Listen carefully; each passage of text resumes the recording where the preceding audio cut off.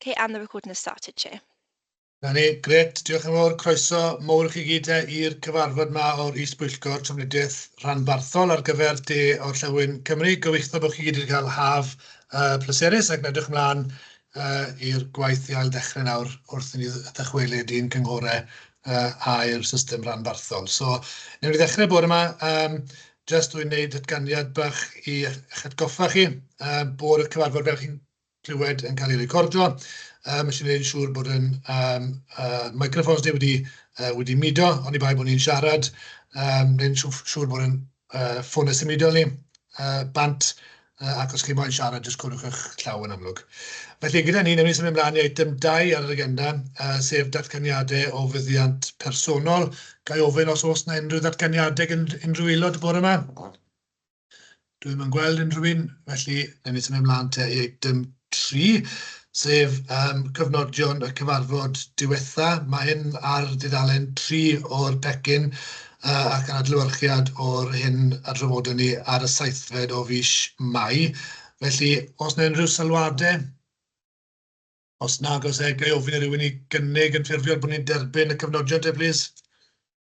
Diolch, Edward. A gai ofyn i bawb i godi'r llaw os chi'n hapus i dderbyn yn ffurfiol.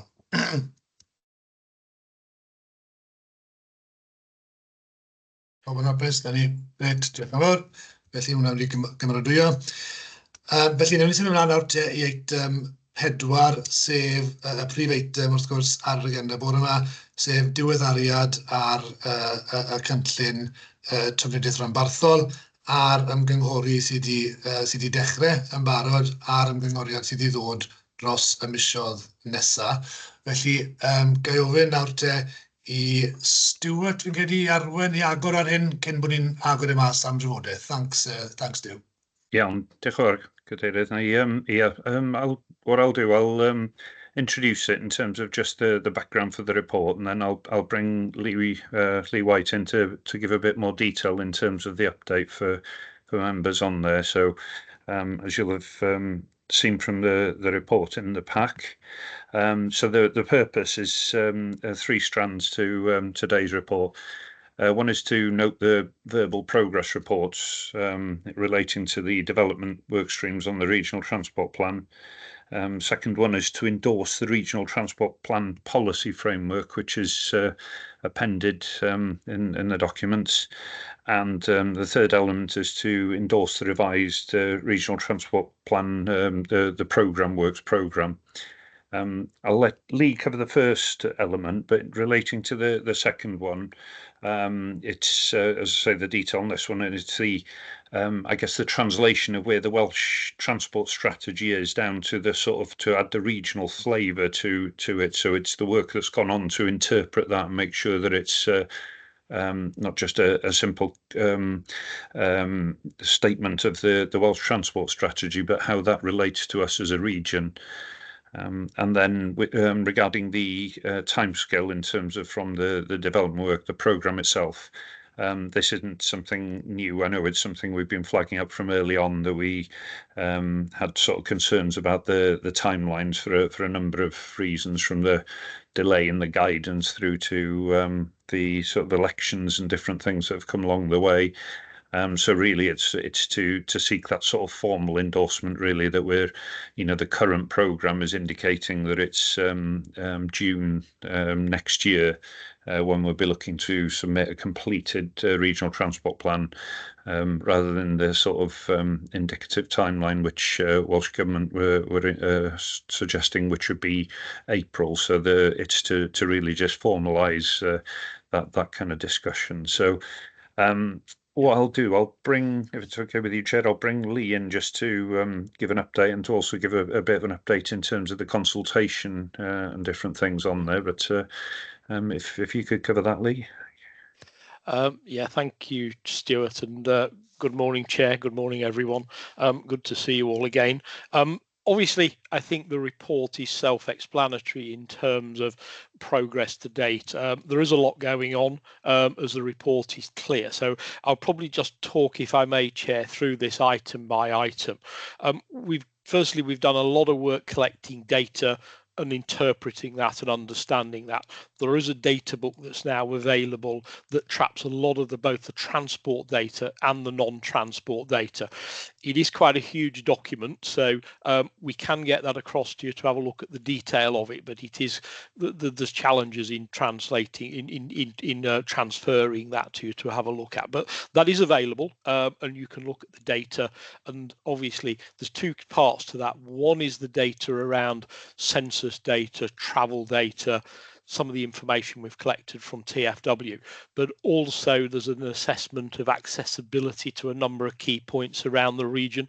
So we've mapped accessibility to town centres, the hospitals, the rail stations, bus stations, and such like, just to give you a flavour as to what the travel issues are by car, by bus and rail, by active travel modes as well, just to give us that flavour. So we've done cycling and walking as well, and it's basically a journey time analysis. So if members have seen those sort of maps before that give you an idea of how far you could walk in, let's say 20 minutes and so on, so or travel by bus or train in 60 minutes. So that's the genus of that document there. So that's available, and that gives us a good basis to understand the issues that we're facing in the region. In terms of the progress, I think the key document, as Stuart says, is firstly the timescales, the program, but also the framework, the policy framework that's been drafted up for your review and observations. In terms of schemes, we are now moving to the point where we're going to start working on looking at specific schemes and trying to understand what schemes the region needs to implement in the next 5-year period, which is the primary focus of the RTP funding block that will come. Probably from 2020, April 26 onwards. That's the initial indication that we're getting. We'll get 5 years from there on in. Still to be confirmed, of course, but that's where thinking is at the moment. So two things around schemes. One is obviously we're developing the schemes, and the individual authorities are bringing forward their proposals into the mix. The other thing that we're doing is we're developing an assessment matrix that we can talk you through, as that's now evolved to a point where we're looking at understanding how we assess the schemes, how we prioritise those schemes. We're proposing initially a 3-stage process. The first stage process will be to collect together from the authorities, from TFW, from every source and the consultation, a very long list of schemes. And I use that phrase advisedly there. That very long list will be subject to a review that we're hoping to conduct at an officers' workshop initially next, tomorrow actually, in terms of basically kicking out the schemes that are unlikely to be delivered, first of all, within the 5-year period of the RTP and the delivery plan that's associated with it. Secondly, to kick out some of those schemes that are probably in the wild and the wonderful. I mean, in the consultation, for instance, we've seen at least one response that wants a new tram line, not a rail line, but a tram line between Cardiff and Carmarthen now. I think very impractical, I guess, in terms of it. So we're going to go through that sift and understand what we can remove from that list as being impractical. I think the other side to it as well is then to, when we've done that sort of that sift of the impractical and the wild and the wonderful schemes, is to then subject the schemes that are left, which will probably be quite a significant number, to more detailed analysis. Two parts to that. One will be a qualitative analysis, so that will look at what these schemes do for the economy locally, the environment and stuff, but that will be very much a viewpoint based on professional judgment. There will also be a more numerical based analysis of the schemes to understand, firstly, where they're located, whether they're rural and urban, and how we deal with that issue. There's a factor for that in the assessment. The idea is to effectively produce a balanced assessment of all the schemes, so we can start to understand what schemes are the ones that we really need for the region and can be implemented within that 5-year block. So that's the process we're just about to start on now. And obviously the policy framework will guide some of those choices about the potential schemes as well. So the policy framework does become quite important at this stage. Timescale, Stuart and I will come back to that shortly if we may. In terms of consultation and engagement, we've set out quite a detailed engagement plan. We're just about to start engaging with some of the technical stakeholders this week. The public consultation, of course, finished last week on the bank holiday Monday, and we are getting some headlines from that at the moment. We got about just over 800 responses. They were fairly evenly spread. There was a few more in Neath, Talbot and in Swansea than in Pembroke and than Carmarthenshire, but we're not concerned about that. We think it is a representative sample of the region in terms of this. There was also a few out of area responses as well that will aid looking at some of the issues we've got about links across the border into other regions as well. I think two broad matters that are coming from the consultation, and as I say, the analysis is just starting, but two broad matters. First of all, I think the consultation very clearly records a viewpoint that there are not enough bus and rail services. The accessibility to those is a challenge. I think it's something we probably intuitively knew, but the consultation has been very strong about the coverage of the bus and the rail network, both in terms of hours of operation and the quantity of services that are out there. The other points that come across, obviously some concern, I think it's fair to say, about active travel being at the top of the Welsh Government's North agenda, particularly in the rural areas. I think that's an initial feeling that we're seeing, that people are saying, is cycling and walking relevant in the rural areas? I think my response to that would be, well, it is, but it's in the right places. I think we need to be very clear that the schemes reflect that concern. The final matter that seems to be bubbling to the surface in the consultation is about the capability and the maintenance of the road network. Now, unfortunately, the guidance doesn't allow to bid for maintenance schemes specifically in the RTP, but I think there does need to be quite a strong commentary about maintenance within the policy elements of the RTP as we flesh that framework that you can see in the appendix out. So I think that's where we're getting to. There's a lot, Stuart says, there's a lot going on there in terms of understanding the consultation, working through that. There is a detailed stakeholder map as well now there that we've produced to guide us around some of the technical stakeholders we need to engage with.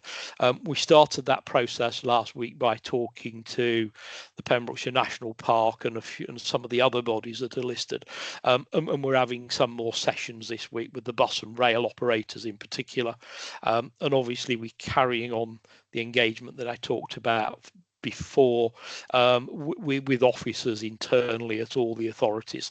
So that's the consultation process. We've split it up by theme and we're going to reach out to those stakeholders now. That will eventually, when we've got the draft RTP together and it's been approved by yourselves and the main CJC committee, to a formal public consultation. Realistically, I think that's going to occur early next year now. The other key report to make is about the wellbeing assessment.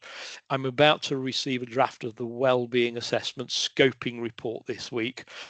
That obviously we'll get that on circuit to the officers for comment, engage with the specialist officers in the local authorities around some of the topics that are in there. So we'll engage, for instance, with the Welsh language officers, with the environment related officers and so on. We then send that out to formal consultation with the statutory consultees, for instance, CADOR and Natural Resources Wales.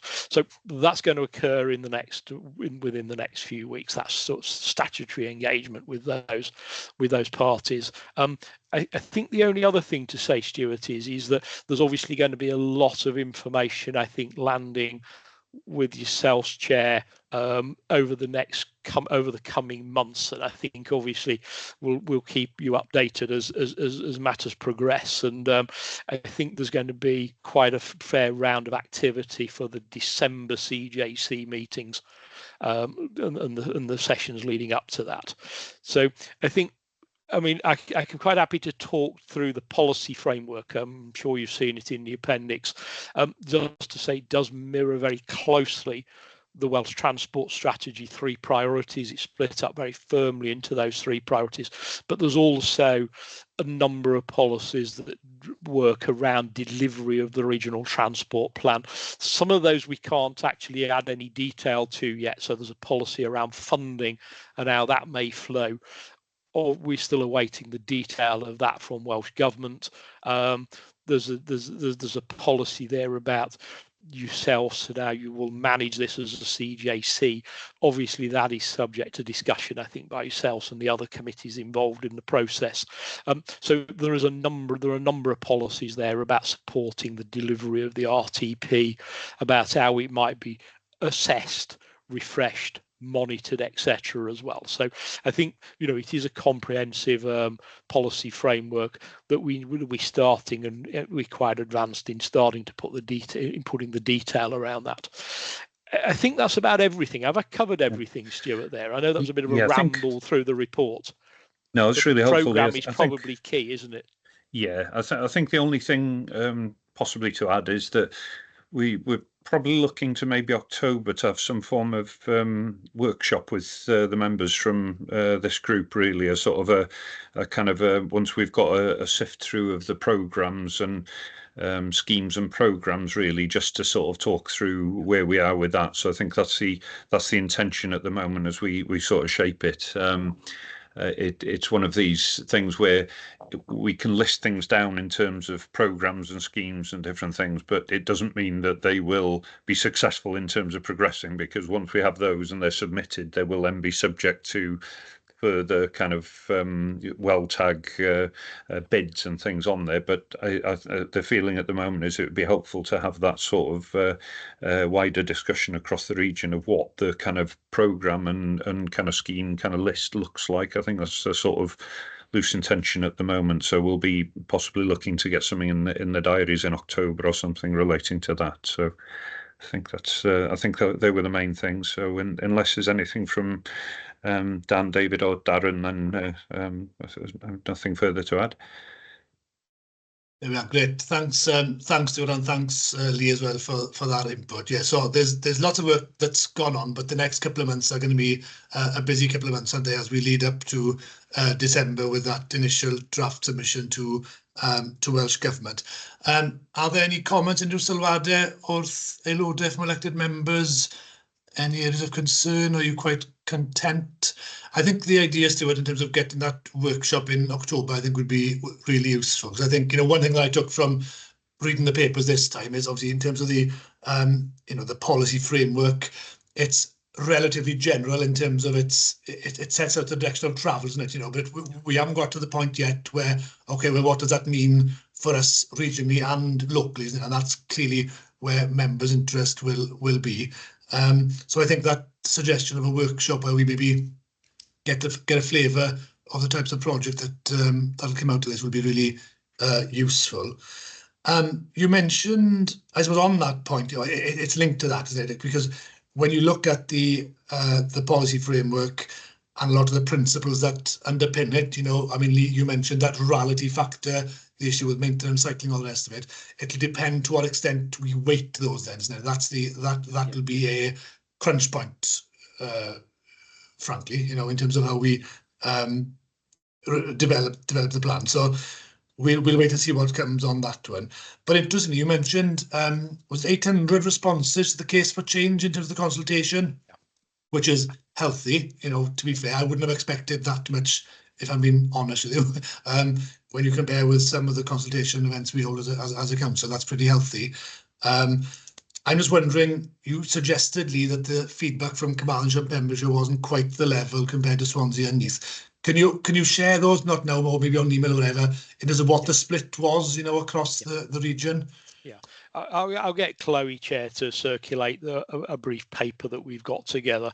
Literally, it's come through in the last 2 hours. So obviously, I didn't want to say too much about it. But yeah, I can give you some numbers, Chair, but I will get Chloe to circulate this. So 290 from Swansea, 233 from Neath, Port Talbot, 140 from Pembroke, and 132 from Carmarthenshire. There was also 29 responses from outside the region.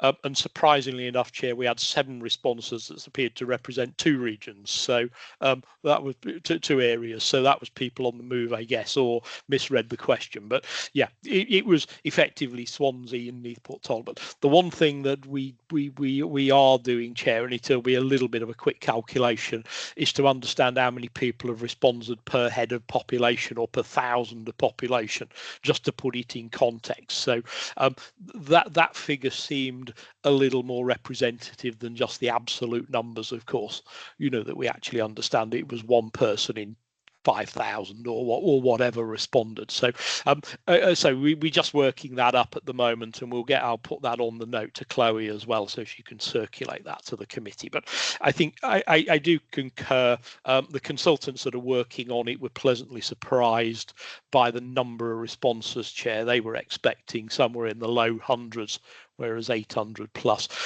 I would say that the vast majority of those 95+% were, probably 98% plus actually, were from individual members of the public. They were not representing organisations and so on. They obviously will form part of this wider engagement package with stakeholders that we're bringing up to speed in the next week or so.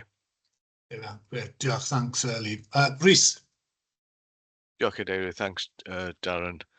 Yeah, I think, Lee, it would be helpful also to know whether the issues raised, perhaps from the urban responses, are slightly different from those in terms of rural, because we wouldn't want the plan to be skewed as a result of that. Not that the consultation is the only driver for the production of the plan, but it certainly is an important one. So that would be helpful. Whilst I'm on, Darren, is it okay if I made some other sort of comments and points? Absolutely. Yeah. Go for it. Yeah, thanks. Yeah, I think and I haven't cleared these with Darren, so if he holds his head in his hands at some point over the next couple of minutes, then I'll take full responsibility for that. Yeah, in terms of the active travel issues, we are seeing some mild pushback in terms of prioritisation of active travel schemes going forward. And I think there's an issue there about maintenance of the active travel network, where okay, we can get funding for development of them, but in terms of maintaining them, it's going to be an increasing issue for our budgets at a council level, not just maintaining the highways, but also the shared use paths, etc., which we need to consider, and might have an impact in whether we even apply for active travel schemes in transport grants going forward. The other one was really pleased to see bus services getting some response and some airtime within the consultation responses, and also within the document as well. A lot of fuss sort of locally in Pembrokeshire, and I guess Carmarthenshire as well. I know in Carmarthenshire as well, around bus services and around that issue of access, and particularly for those who maybe trapped in sort of network poverty, where they can't get to the areas in which they shop or work in. So I think bus is very important going forward. The other one for me is freight and in terms of getting big polluting lorries off the road. Is there more we can do with freight in particular, as a means of freeing up some of the highways and the network. So I'd be interested to see how that develops going forward. And I suppose the other point for me really was there's been an awful lot of work that's gone into where we're up to right now for what almost seems like quite a short window of time in terms of a 5-year plan. Have we been asked, or as part of this process, will we be thinking about, post RTP, this next RTP? Because with the best will in the world, we're not going to. We can generate a list of proposals and chart out a policy direction, but 5 years isn't very long. In political terms, it is. 5 days is long in more political terms, but 5 years in terms of such a massive issue seems quite a short space of time. So, is there any way we can begin to chart out something beyond the RTP that highlights, that ongoing work and priorities? Otherwise, we'll be in this industry of, taking 1-2 years to create the next one. So, just some general points, Darren. Thanks very much. Diolch, Rhys. Thanks very much. Leo, Stuart, do you want to come back on a few of the points that Rhys has raised there? Yeah, I'm sure Lee will come in on some of them, but yeah, I would agree that it's an initial 5-year plan, but very much, I guess, the policy framework sets a certain direction, and the expectation is it will, well, I guess the one really strong thing about this is trying to embed between land use planning and the RTP, and I think the link up as well at CJC level with the economic work and trying to knit it all together. So it's more than just that 5-year plan, which it's a very good point you raised, but it's not just a block. We're looking at that. It's very much the land use planning as long as 10, 15, 20 years is trying to tie in to make sure that we've got something really robust for the region. And things may change in the future, maybe a different flavour in terms of the kind of central policies that come through the Welsh Government policies, but overall the direction is fairly clear. It has to, move to lower carbon, to more sustainable approaches for transport, for the economy, etc. So it's how we try and set the initial plan in place for that, but very much with an eye on the longer term and making sure we feed into those. So just an initial comment from me, but Lee, I don't know if there's anything you want to add or something. I think, thanks, Stuart. I mean, I think the key question that I'm tackling at the moment is to understand, can we effectively use some of the, and I call this schemes money in effect, the delivery plan money. Can we actually use some of that money for schemes that have got a longer development period? In other words, can we start developing schemes for the next funding round? We're still awaiting some clarity from colleagues at Welsh Government and TFW, but I think it may be quite important that we actually do put aside some of the funding that we're likely to receive for developing those longer term initiatives, or indeed being ready to roll over some of the initiatives in the first funding block into the second. I'm thinking particularly of dealing with matters such as the Freeport, for example, where obviously it's a very long-term initiative to generate those new jobs, that new economic environment, but actually the end game in transport terms probably requires a series of stages along the way to get to that final answer in transport terms, and I think that is one thing we certainly I think would be needing to develop a long-term response to, and probably even a longer term than 5-year program of interventions, and I think that's where that development funding becomes quite critical. I think just in terms of the other points, if I may, Chair, I took note of these. Maintenance is a significant challenge. As I noted, we can't bid specifically for maintenance schemes, but obviously we're thinking about how we could ensure that maintenance in any of the schemes that we do propose to put in is actually part of the funding package for that scheme, rather than it just being purely the upfront capital cost of the scheme. Not received any clarity again yet on that, but we are trying to understand, can we make a £10 million scheme, a £10.5 million scheme, and capitalise some of the maintenance elements of that. Obviously, that's subject to ongoing thought, and not sure where that will go, because obviously we'll all appreciate the financing and the funding rules as well. Just in terms of freight and logistics, I mean, I think I agree with everything else you were saying, Councillor Sinnott, about buses and active travel more generally, but just in terms of the freight and logistics, the one thing we do see from the data is that there are an awful lot of HGVs passing through the region that don't actually do anything really for the region. Obviously, a lot of them are hell-bent on going to Fishguard, as you would imagine, down the A40, M4 corridor. There's two sides to that coin, I think. One is understanding, can we, in policy terms, encourage HGVs to use more suitable routes? Clearly, we've got a trunk road and a major road network that's best suited for those. For those types of vehicles. The other thing that we've seen from the data and the discussions, some of the early discussions we've had, is the issue around facilities for lorry drivers.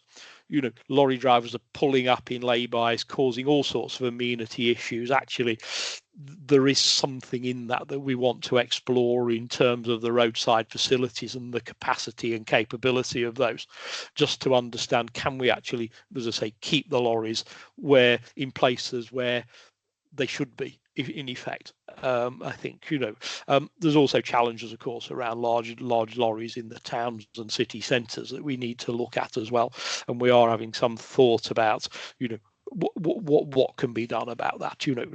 Unfortunately, the challenge is far wider than that, because obviously we've now got a fleet of white vans running around delivering anything and everything, Amazon parcels and so on. So there is a question about, can we consolidate some of those freight movements a little more effectively, and what can the public sector do to encourage that? I think that's going to be quite a key topic there. But certainly we recognise the challenges of HGVs, and in the context of the Freeport, I think we do recognise that the rail freight offer west of Port Talbot is weak, to say the least. Obviously, we've got a couple of trains, 2 trains to the oil refineries around Milford Haven, but actually we do recognise that there's a significant effort going to be needed to bring the Freeport into the range of rail for some of its activities.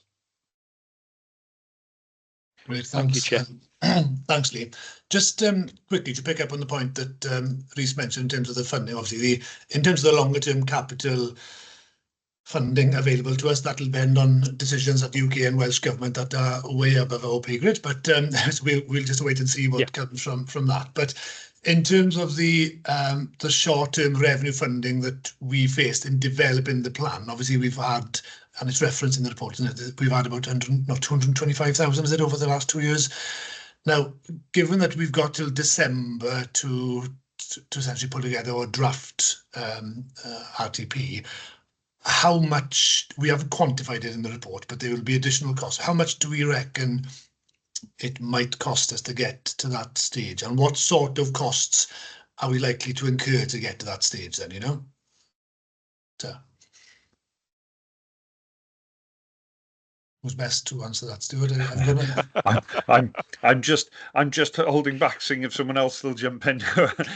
Yeah, I don't think we've got to the point of that yet. I don't know how we are on kind of an outline estimate. It's certainly more than the 100 in terms of this year, but I don't think we've actually got a kind of a figure on there yet, Lee, from the work I'm guessing that.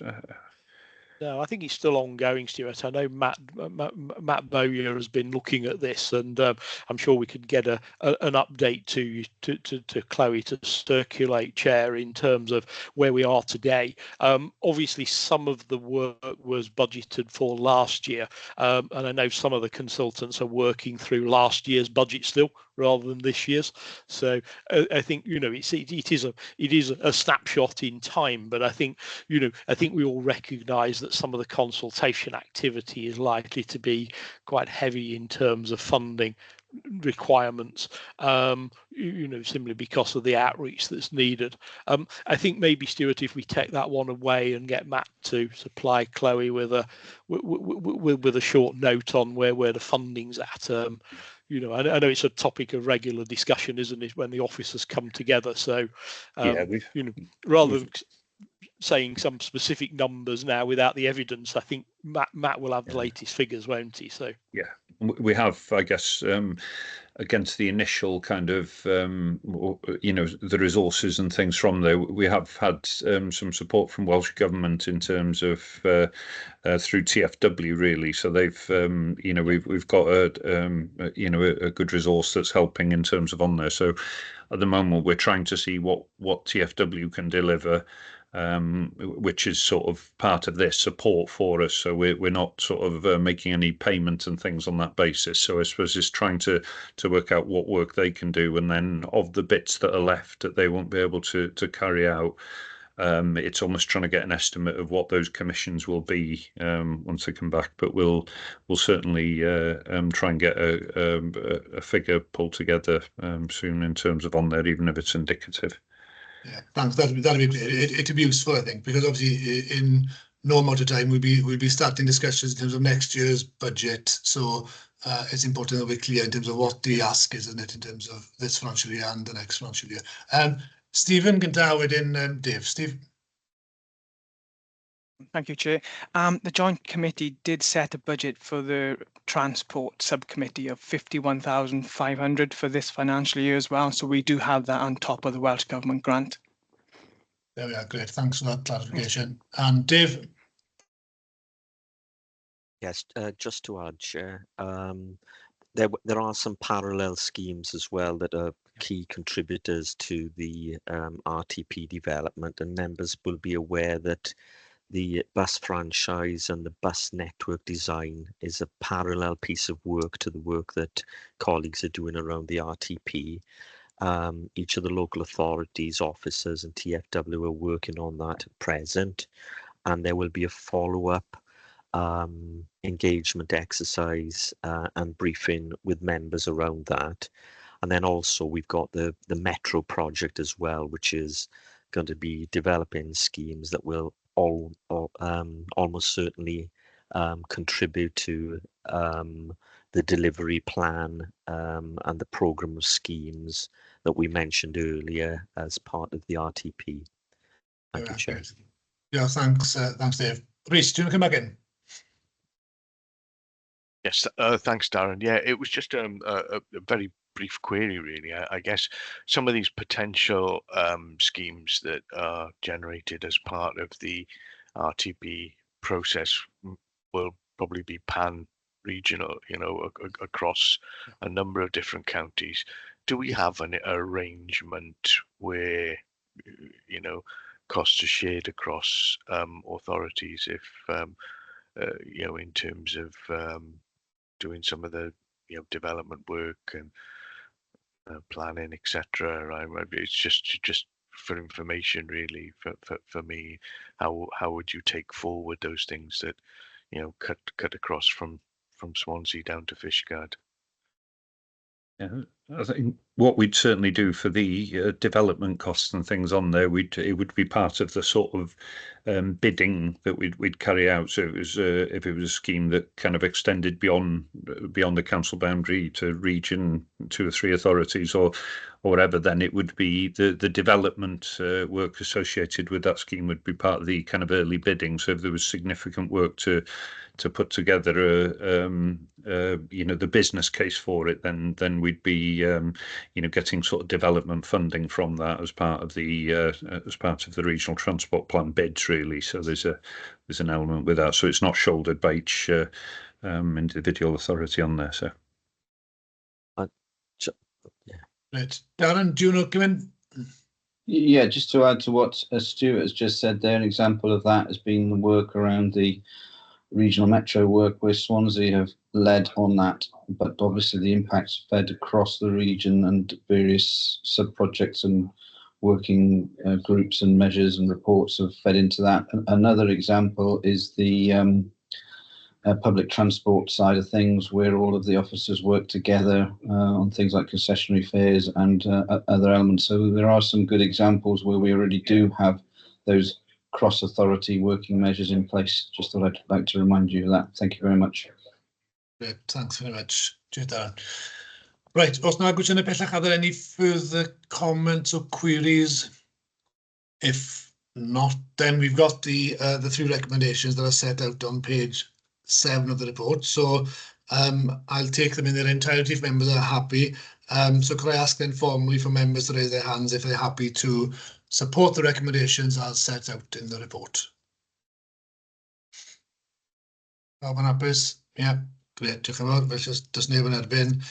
So mae hwnna wedi cael ei gymryddio. That's been approved. Diolch yn fawr i chi.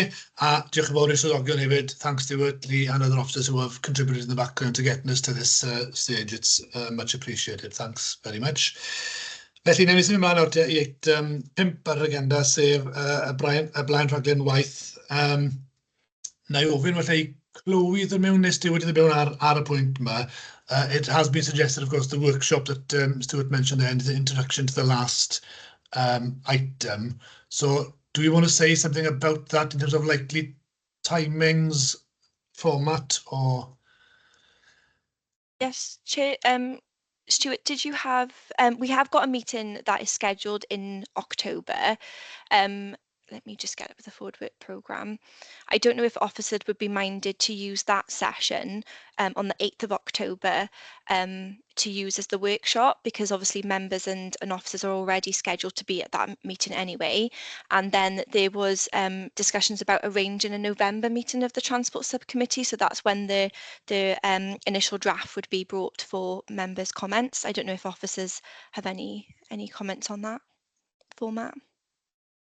Yeah, I think I'm sort of looking to Lee and Rachel. I think we probably in position to sort of convert the October one to a workshop type session. So it's in the diaries, and fortunate from that point of view. But yeah, Rachel, sorry, do you want to?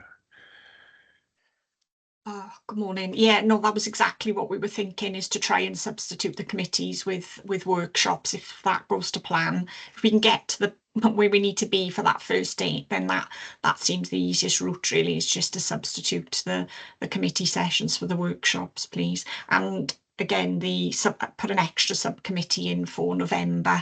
That would be excellent, Chloe. Thank you. We've got a draft date already for November of the 15th. I've been checking with the committee members' diaries, and Fantastic. It looks like the 15th of November is good to go. Excellent. Thank you very much. Okay. Okay, so the 8th of October then will be a workshop format, and it's fine to do that online. We don't need to be face to face. Do we? Happy for it to be online? Yeah. There we are. So we'll just swap that then, the committee date for the workshop, and then an additional meeting in November. Are members happy with that? Yeah. Great, diolch yn fawr. Da iawn, right, so na hwnna te. A wedyn item 6 te, item y bris, does dim wedi dod ger bron, so gai ddiolch I chi gyd am eich cyfraniadau, a newn ni edrych mlaen I gwrdd mis nesaf, pan fydd rhywbeth dyn ni I drafod ynglyn â'r cynllun sydd o'n blaen ni. So, diolch yn fawr chi, thank you very much for your contributions, and we'll see you in a month's time. Diolch yn fawr, thank you very much.